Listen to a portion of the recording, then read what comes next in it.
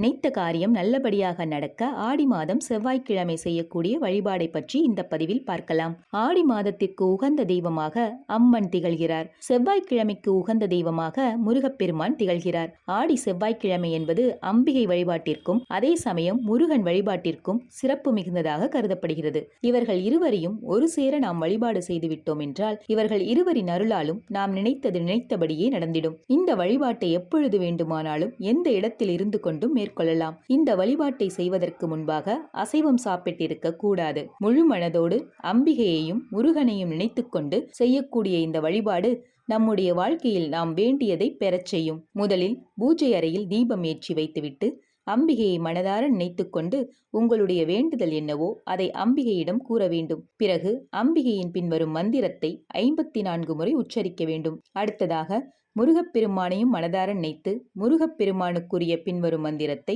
54 முறை உச்சரிக்க வேண்டும். உங்களுடைய வேண்டுதலை முன்வைத்து கற்பூர தீபதூப ஆராதனை காட்டி வழிபாட்டை நிறைவு செய்து கொள்ளலாம். மந்திரமானது ஓம் தும் துர்காயை நமக, ஓம் சரவண பவாய நமக என்ற மந்திரமாகும்.